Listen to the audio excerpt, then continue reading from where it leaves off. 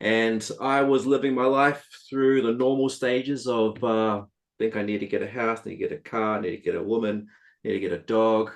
And life was pretty dull and pretty average.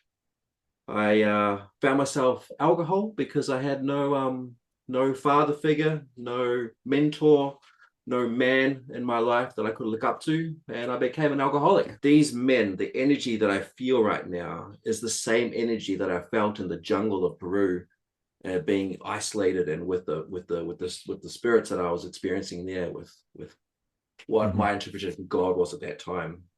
Hmm. And I remember thinking, wow, you don't need psychedelics, you don't need a plant medicine, you don't need a jungle to create this energy of transformation. Juan Carlos, good to have you on here. A good old face that I haven't seen for some time. Hi, Paul. Thanks for having me. Yeah, great. So you've been a man who, I guess it was 2018, 19, something like that, I got into contact with. It's definitely some years ago. I haven't checked, but it was not that long before European Man's Gathering that I got an email coming in from you, kind of offering to come and help out at the European Men's Gathering, Oh and God, wanting to get yes. engaged.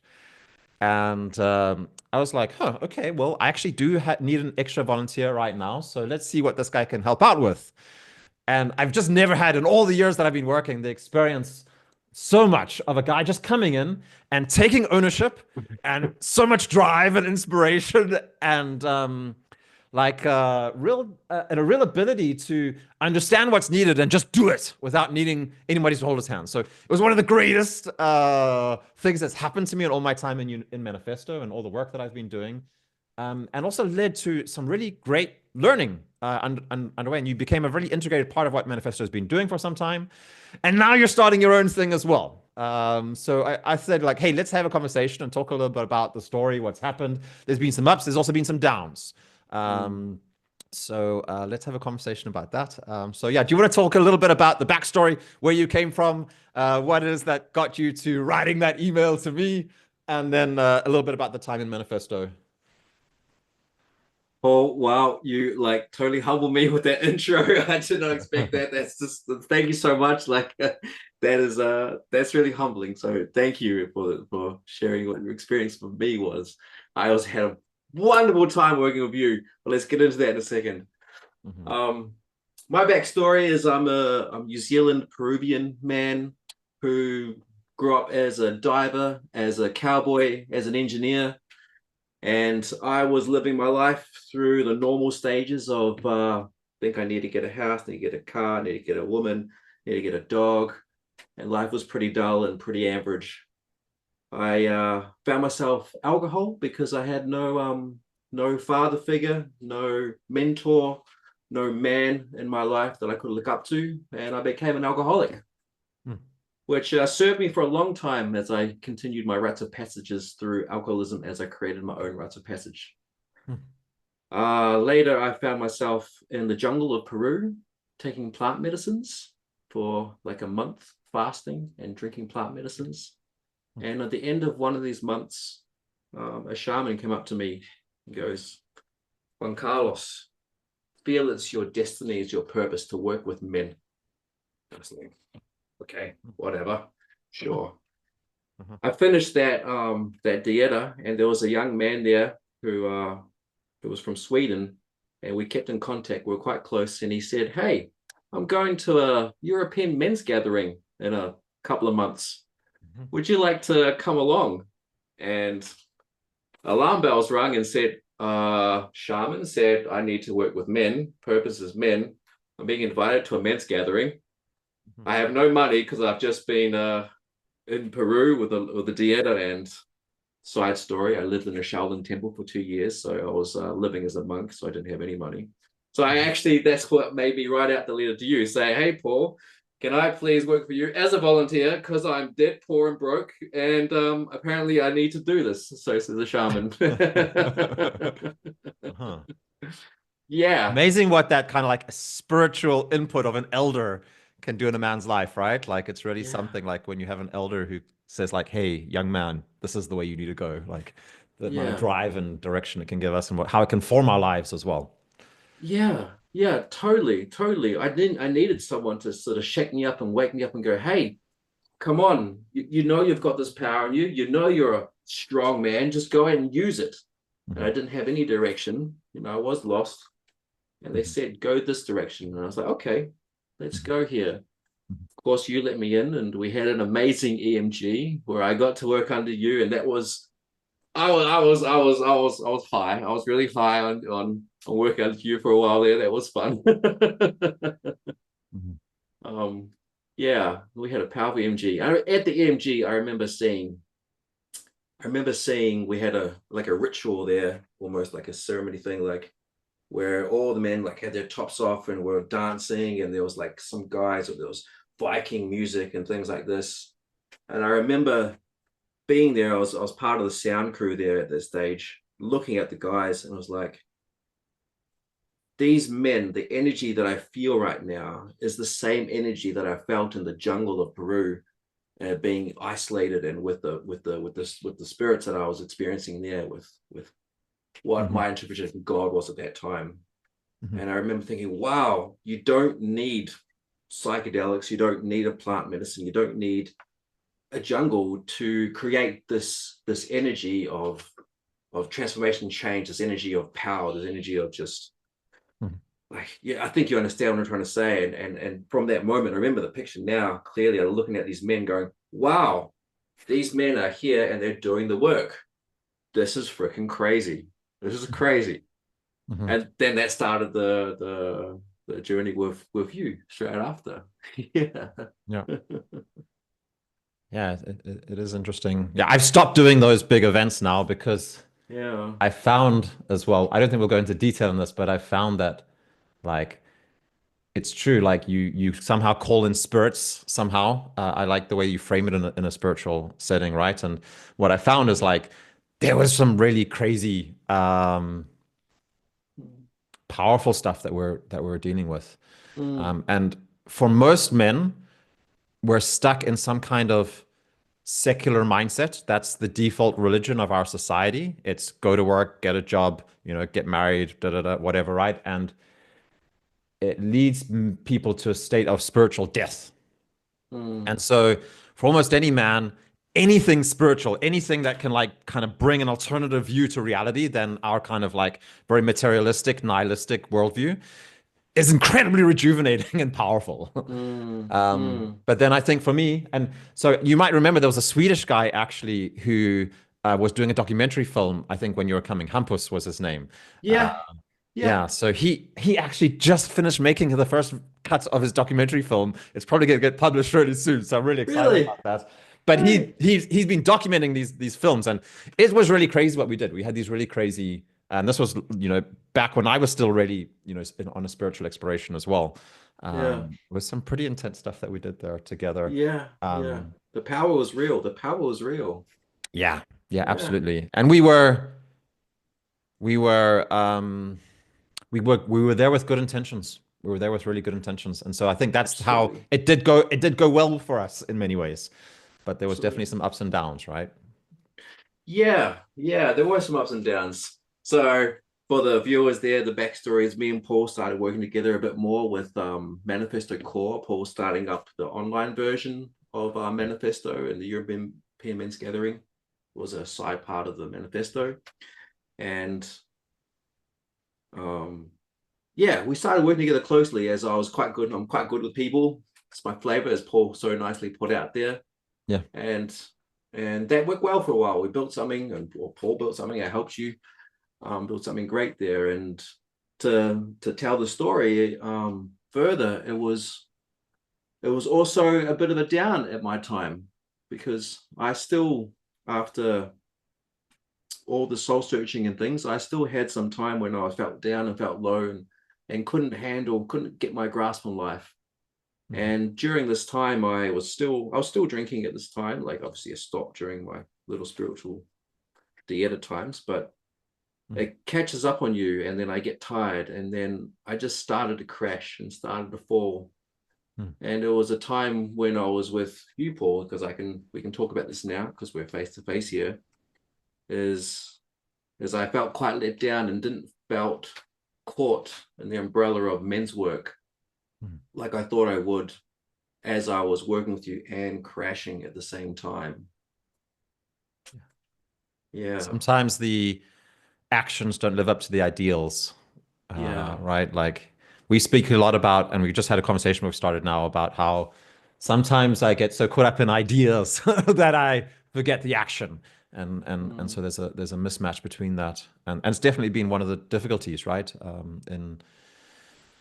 In the work that we've been doing as well, is like how do we actually live the things that we're setting out to do and do it. mm, So yeah, we had a conversation when we first got in touch now a couple of weeks ago where mm, I apologized and I said, Juan, I'm sorry, and I realized you were really in a space and a time where you needed someone, and I was the person that should have been there for you, and I didn't live up to my own ideas of who I was because trying to do too many things too fast and not mm, having the patience and the presence to be there with the people that are actually the most important to realizing mm, those goals as well.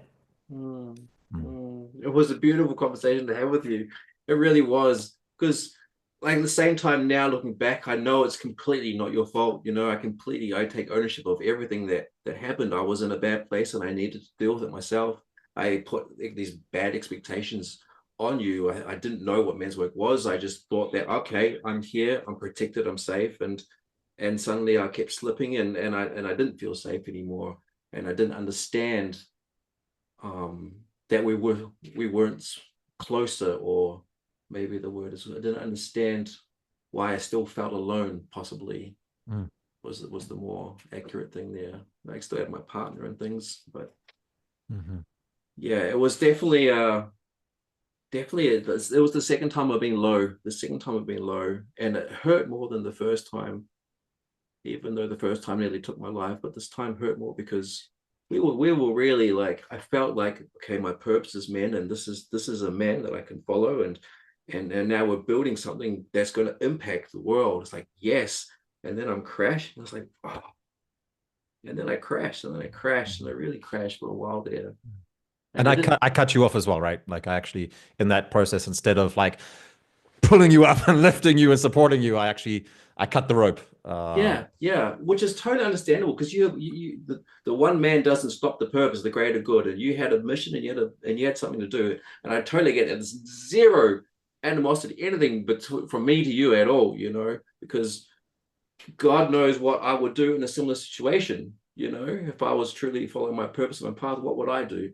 I Mhm. don't know, Well, I'm but not sure you're right, Juan Carlos. I actually think that if the purpose surpasses the needs of the individual people who are working to support the purpose, then maybe that's a sign of sickness. Obviously, there's some places where we need to have some boundaries with personal interaction, yeah, stuff like that. But I think that I pray that I can become more of the kind of man who can be there for the guys that I'm working with, and not have that experience. Like at the end of the day, we are alone, and I guess that is a thing. I think it's great to hear. One of the things that I've just loved is that you and your wife are still having children, and so there's like so much life around everything you're doing. And I imagine that that's been a powerful thing for you. oh my God, yeah, yeah. She is the reason I understand what love is. Mhm. She has been through it all with me, and she is the reason why I understand what love is. She has loved me through the world. One day I just woke up, not long through this rough time here. It's like, hey, I'm here. I've been doing this. I've been working. I've been serving you while you've been going through this time. Wake up and see it. And I saw it and I go, oh my Lord, she actually loves me. And I felt safe in her that she had an umbrella, something around me that I could trust, and then Mhm. open my heart again and start opening my heart again and allow life to come in again and allow Mhm. myself to love again, allow myself to be happy again and climb out of this hole. Yeah. And so, Juan Carlos, what you're doing now is you're actually starting your own thing. Own the day. Yeah. Is that what it's called? Do you want to talk a little bit about that and what it is that you want to create? And I guess what you're doing is taking some of the most valuable things that you've learned, and then putting your own twist on it, and using that to expand this work as well, and using all of your talents. So you Yeah. want to tell us a little bit about that? Yeah, I would love to. I'd love to. Yeah, Own the Day was based because of these two low times I've had. I don't want to see any man where I was. And if they're there, I want to help them out. That is why I've started Own the Day, because it's a horrible dark place. And even on the way out and the way in, I want to catch any man who's at that procrastination stage, at that stage of stagnation, at that stage of starting to feel sad for himself. Say, hey, no, let's do something, you know. And what I thought I needed was a daily man, was someone there to be more than just a week, just more. And I can't offer myself 24 hours a day, but Own the Day is about me showing up every day with the men, Monday to Friday, every morning we connect, every single day. I'm trying to offer myself as much as I can, because that's what I can give. That's all I can give. And I want to trick the men. If you're watching this, don't listen to this. I want to trick the men into creating better mental habits, into changing the mentality through small actions. A lot of the men's groups now are all about thinking and goal planning and this and this, and to create outer change, to change their life. I'm the opposite. I just want to change our life one little step at a time. Every day, just making your bed, for example. I have these three worlds: my inner world, my outer world, my relational world. Inner world, meditate, pray, do press ups, something. Your outer world, fix the light bulb, put oil on the squeaky door, fold the laundry. The relational world, go out and call your mum, call your brother, make a contact, an act of service to someone you don't know. These three things, small, tiny things, I believe every day will make a difference, enough change every day that is going to change the world. Yeah. So not so much talking and more focus on doing, and but trying to do, like, having that focus on those three worlds uh, every single day as well, like trying to have a habit for each three of them. Is Yeah. that the idea? Yeah. It doesn't even have to be the same thing every day. The idea is just to connect every day and just make a plan, and just to commit to do something small, just a small action. There was that cycling team from Britain. The man, they brought him in. The British team was losing.